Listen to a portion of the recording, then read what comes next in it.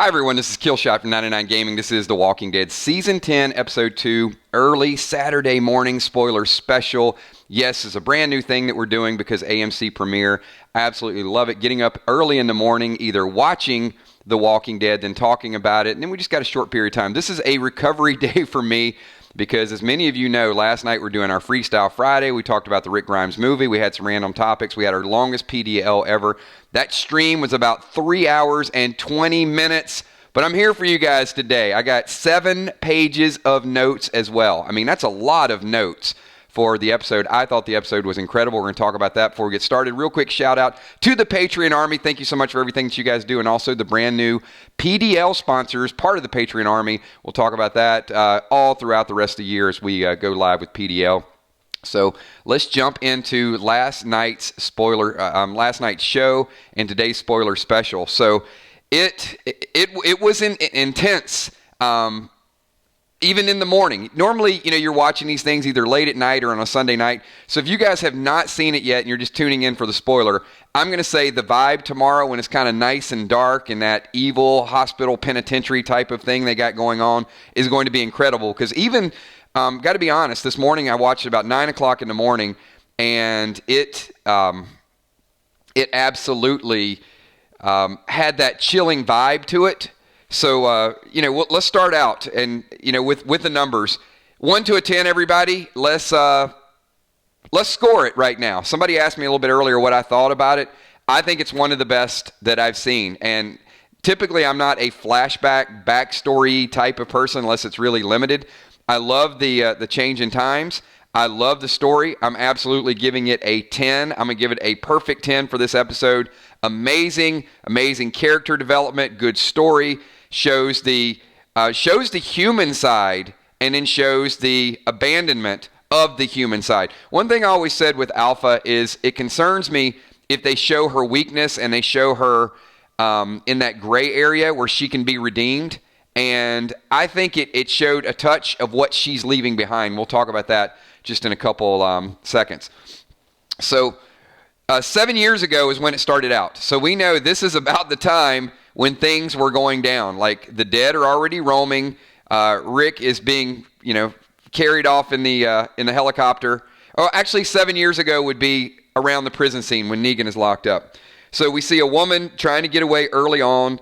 Lydia screams. So we saw Lydia's weakness right at the beginning of, she's a weak link. She's a kid. And Alpha is trying to build this tough persona, and she's doing everything. The thing to keep in mind, all throughout, Alpha loves Lydia. Alpha absolutely loves Lydia, even though she is overboard and abusive, and she was abusive, I think, even before all of this went down. She saw early on that she's got to brainwash her and change her. And we did see Lydia start to make that transition.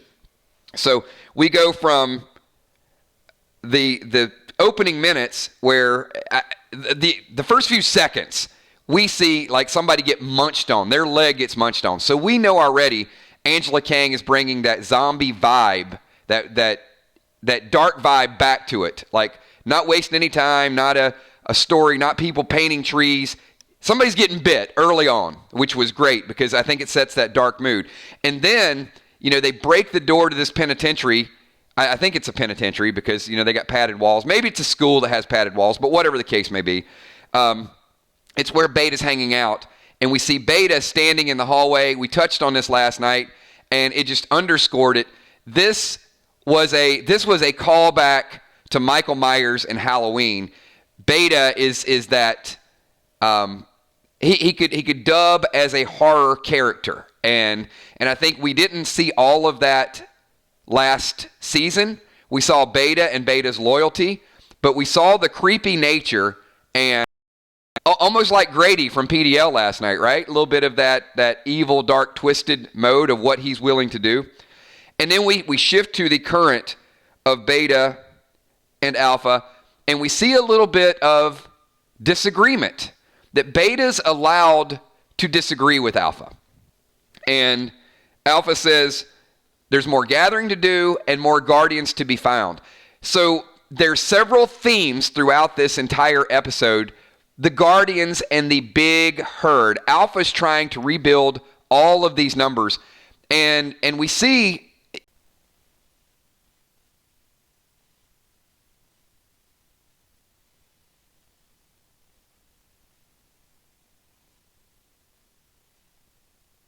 All right, everybody. Hopefully, everybody back. All right. Give me a quick thumbs up. Give me a quick 999 if you guys are back. Saturday morning spoiler stream. Sometimes, hey, we're not talking about anything illegal. All we're doing is recapping. And by the way, warning. Just want to give a quick warning out there. We are discussing complete spoilers. All right. And also, as a reminder, if you guys love what we're doing all week long, just give this video a thumbs up. And just show a little bit of love for the Army. So we kind of get this alpha and beta with a little bit of the back and forth. And you know what? We should not be having this much interruption this morning. We are getting a little bit of buffering, but stick tight and especially watch through the feedback. But as we said, the goal at this point of the Whispers, where Beta wants to kind of go in and make a point, Alpha wants to replenish the Guardians. So we're replenishing the Guardians, getting everything done. And then we kind of go back to the scene in the hallway where Alpha asks Beta, "Can you talk?" And he lays down the rules. He's like, "Look, initially they were going to fight, and Alpha said, you're going to have to kill me, you're going to have to kill my daughter, so you got to kill both of us, and I won't go down easily." Beta kind of relents a little bit and says, "One night, do not leave the hallway. You stay right here. Don't do anything kind of crazy." And you get a little bit of that back and forth between Alpha and Lydia, and Alpha tells Lydia, "We are monsters now." Just watching this the first time, there were so many, they threw all these storylines out there, and I felt like, and how many people agree? How many people feel like every little hidden clue, every hint, that they circled back really well to answer those clues? Like, for example, when Alpha tells Lydia, "We're all monsters now." You'd think on its own that would be a strong statement, but oh boy, later on was that a very, very powerful statement. Also, we see written all along the walls, the end of the world, the end of the world. So we know the misery that Beta is living in, that of what Beta lost. Now, we don't know specifically in the beginning what he lost and what extreme and why he's here and why he's wearing this mask. But there's several scenes that really hit home. Then we go to current, and Alpha had mentioned the sisters, Gamma and her sister. So as they're walking along, Gamma and her sister apparently can, I wouldn't say she's necessarily clairvoyant, but she does have kind of an ear for the dead, like they're over there. She's sort of being led. And we don't know if Gamma is on board with Alpha in the beginning, or if Gamma is sneaky, or if it's her sister. I kind of got the point, or I kind of got the vibe in the beginning that maybe Gamma and her sister were kind of sneaky, looking for an opportunity to betray Alpha. How many people in the first 10 or 15 minutes, and Gamma is going to be a long part of the story, but putting that aside, how many people thought that Gamma was a little bit sneaky, like we don't know where her loyalty lies? So in the first 15 minutes, that's kind of the feeling that I got. A little bit more to the story. Two Hands in the Radio says, "I think Gamma is still that way." We'll talk about that as we get to the end of this. Because Gamma did tell a couple times her sister, she said, "I should have left you behind." But we'll get to that in a second. So Alpha is kind of singing along, kind of like I do during some of the streams, and Chris Rainey doesn't like it. Well, Beta doesn't like music. And I think there's another kind of hidden clue. That's the life he left behind. So we saw that album cover in Fear the Walking Dead. Now we're getting clue number 2. Beta says, stop singing. The only sound I like is the sound of the dead. So Beta makes it clear. So we know he was a singer from before. We know he doesn't want anything to do with that life. We also know that he likes the sound of the dead. So there's 3 solid clues right there. Then we get the big bombshell. That Gamma's sister was actually the person that had to leave her baby. So she's got all this pent-up resentment of Alpha, that Alpha made her take the baby and use the baby as bait. So what a epic reveal, that they tie it all the way back into last season. And now we know where that resentment really lies.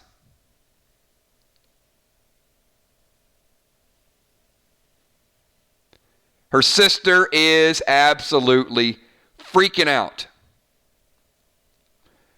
So we get back, they're walking along, Gamma, her sister, and she kind of wanders off. 3 of their people got put in jeopardy and died. A lot of the Guardians that they were hunting died. Beta basically tells her, you'll pay for this. So we go back to this dark scene, beautifully done. Alpha takes Gamma's sister in this little lair area. And I don't know about you guys, but I'm going to say of all the visuals that I've seen in The Walking Dead, Alpha taking the mask away from Gamma's sister, having her kneel, and showing mercy on her with the light shining in the background, that I want that as an oil painting. I absolutely want that as an oil painting.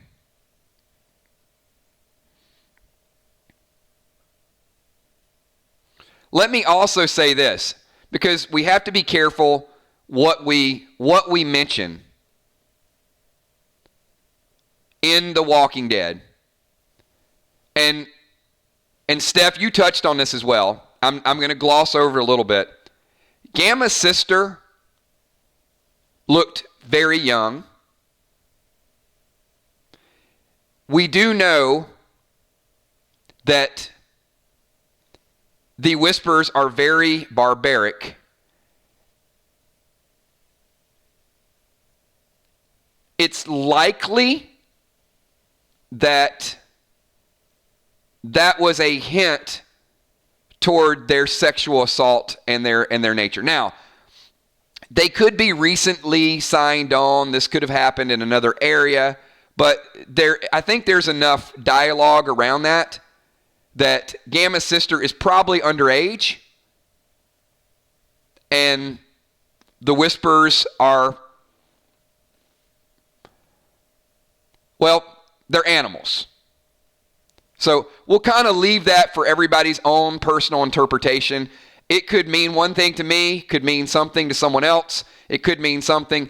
If you want it to be this pregnancy happened before they became Whispers, that's on you.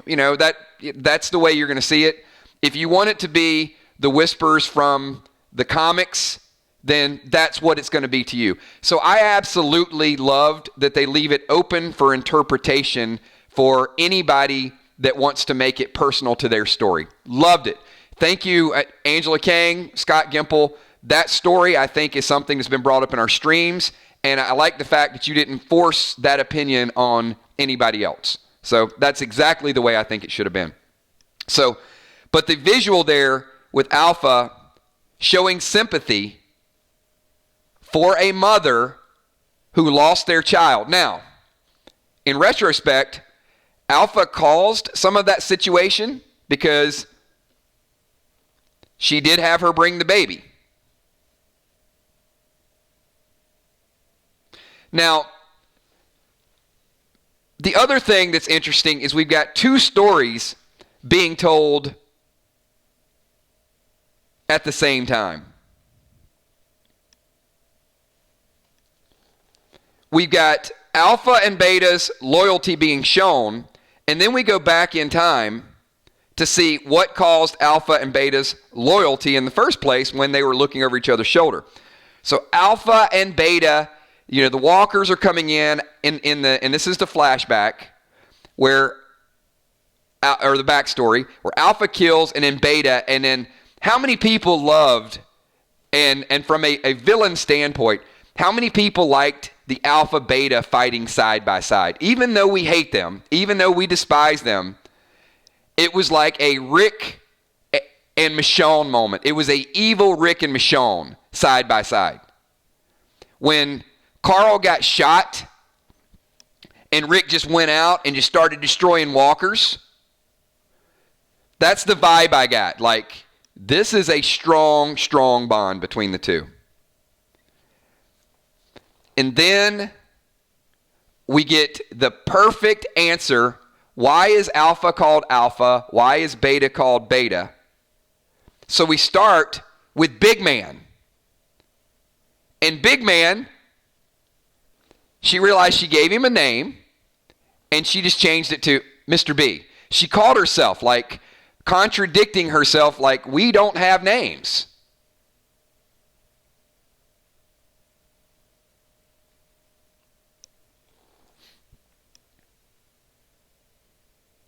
And then she just said the letter B. And he says, well, if I'm B, what does that make you? I'm A. Beautifully, beautifully done. So why is it important that alpha established with beta that she was A? So for some people it's going to sound obvious, but I want to ask this question to the group.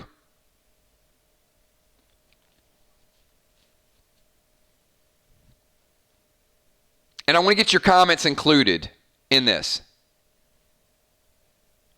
And it's not just because of names.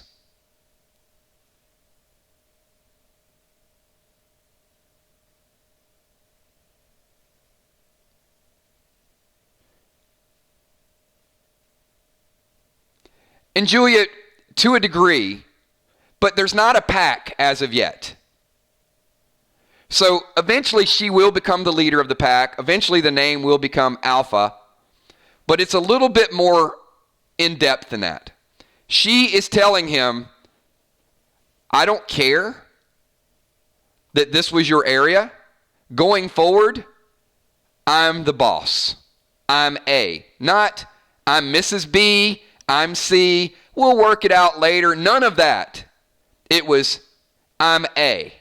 And it resonated, it hit the point of she is in charge, and at that moment, no matter what you do, I am the person making the decision.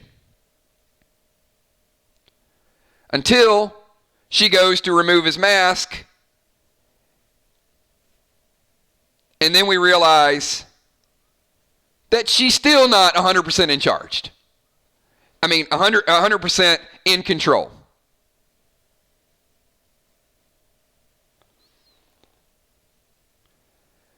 So we do see, then we fast forward to current time, and we see that Alpha effect on Gamma's sister seemed to temporarily have a soothing, calming effect.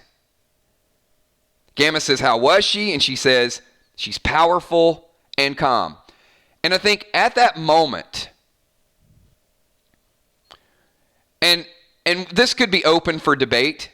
You could say, Gamma's sister, she's playing Alpha, she's looking for an opportunity. I don't think so. I think she really is mentally affected, and at that moment, she was quieted, she was comforted. She was on board and had not intended to betray Alpha again. And this is why I thought this episode was so brilliantly written, is because the characters are in the moment. In some case and point, we're always saying, nope, they're looking for their opportunity. She's going to deceive her. She's going to backstab her. I think in that moment of time, Gamma's sister was comfortable. And Hey, we're going to take a brief moment. I'm going to ask everybody once again, hey, if you guys like the spoilers, Saturday morning spoilers, reaction videos, everything we do, can we get a show of people and have everybody in this building slap that like button? If you like what we do, hit the like button. If you don't like spoilers, you don't like what we do, take a stand. You're either Alpha or you're Michonne. Give this video a thumbs up or give it a thumbs down, everybody. All right. So we go forward and we see that Beta and Alpha are leading a group. This is their big event. This is the Guardian Gathering. The satellite has an effect far deeper than just Eugene getting the technology. So we see the satellite coming over, so we know Alpha is in the neighborhood, at least back in the area. And the walkers do not take kindly to this satellite. It disturbs them. So when the walkers start getting disturbed, Gamma's sister, once again,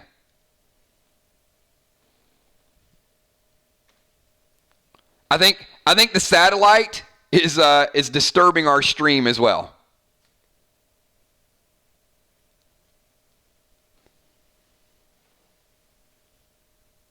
And what's funny is I get an ad right afterwards.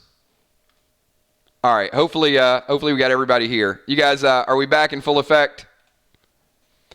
All right, 3 times. We're going to check on that. It is a spoiler stream. We are on a little bit more delay. So last night, 0. Look, I'm not going to say everything's a conspiracy. I will say we streamed for 3.5 hours last night, and no buffer at all. But anyway, we're here. So we see that Gamma's sister just can't deal with the loss of her baby. Just can't deal with it. So she starts getting these midday flashbacks again, and out of the blue, loses it and attacks Alpha. Now, I know Two Hands and a Radio mentioned earlier in his stream that possibly Gamma is still not 100% on board, but Gamma basically grabbed her sister and threw her to the walkers to save Alpha. Now,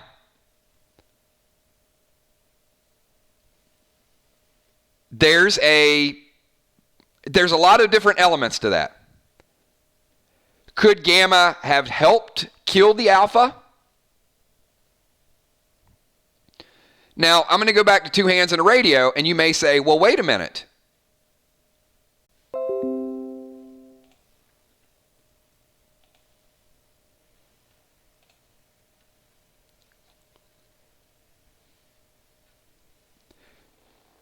So once again, I think there's enough of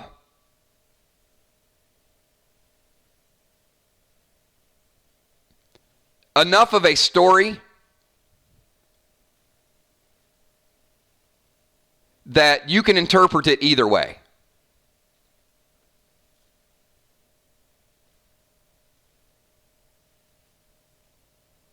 If you want Gamma to be sort of dark, if you want Gamma to, maybe to be a little bit deceitful, that's kind of up to you.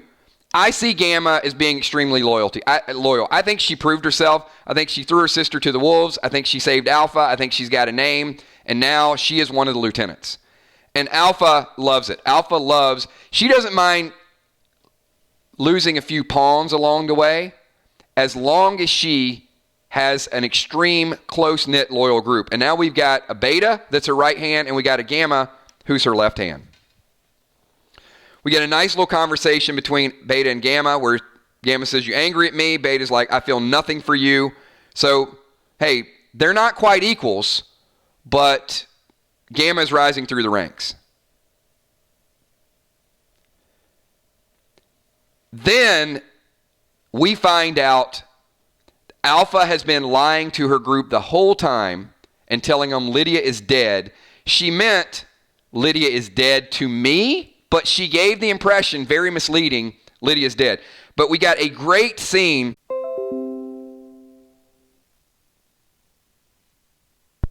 Hey guys, and I am gonna wrap this up within about 4 minutes, so be patient. I get it. When you guys buffer, just give me a quick F5. We'll pick it back up. The people watching the playback will not. It'll be seamless to them. So we're gonna struggle through the next 3 or 4 minutes. We'll get this figured out. So, but I did want to bring up a couple more points. That tracking scene happening kind of at the same time. Alpha tracking Lydia, Beta tracking Alpha. And then we find out how it all ties together. Some really, really good stories told in that scene. Alpha has a shrine set up to Lydia. She's got the little doll there. Beta has a shrine set up. Looks like it possibly could be, I guess his son is the interpretation. So his son is a walker. We see the picture of Beta when he was, cowboy hat, country music star right there.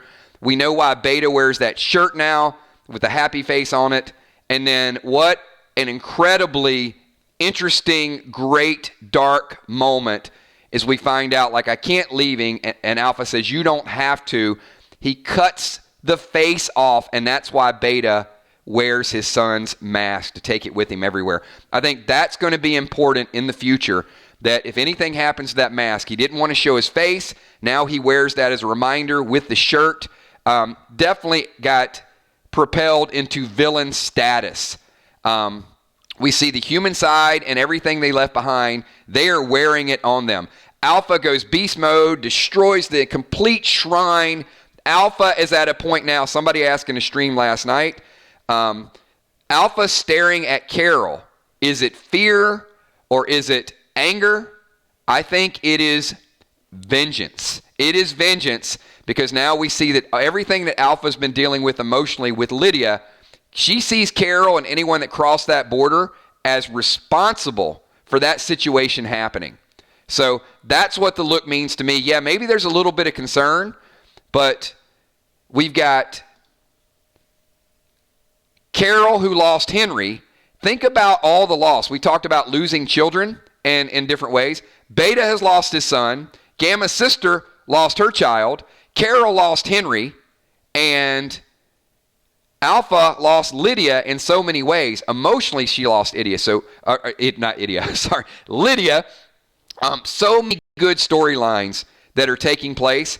And then we saw a little bit of the, as we started winding it down, we see the chants, we see the mantra that they all are talking about. It's like, when we walk in darkness, we are free. So certainly some really, really good stuff going down. And then we saw a little bit of the sneak peek from next week. So I think the story is very congruent. It's tied in all together. Absolutely amazing. So everybody, we are 30 minutes in, and I know, we had a couple disconnects. It seems to happen more often in the spoiler streams than anything else. I want to thank each and every one of you for being here.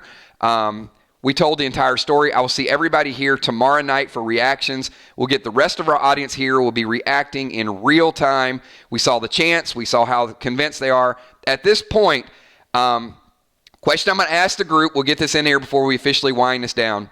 Does Alpha still have a weakness for Lydia, or was tearing down the shrine the final straw? Is Alpha completely over it, and is Lydia officially dead to her? And if the group finds out that Lydia is still alive, is that going to be what undermines the Whispers in the Whisper War? Or option 3, do they have to kill Lydia now to make everything that Alpha said true? Think about that as well. If Lydia is dead to her, but then the group is going to see that Alpha really does have a weakness, and she's telling everybody else to be strong, and she is internalizing everything. So I think part of the plot this year has to be, they got to seek out Lydia. They got to get Lydia away from the group, and they got to finish the job. Thanks, everybody, for being here. This is The Walking Dead Season 10, Episode 2, early Saturday morning spoiler streams. We got YouTube that hates us this morning, but thanks for sticking through the entire video. No more buffering, no more send me a quick message, post it on our Facebook fan page. Let me know what you liked. Let me know what would have changed. And hopefully you guys have a really good afternoon. I'll see you all tomorrow. Thanks again. Peace.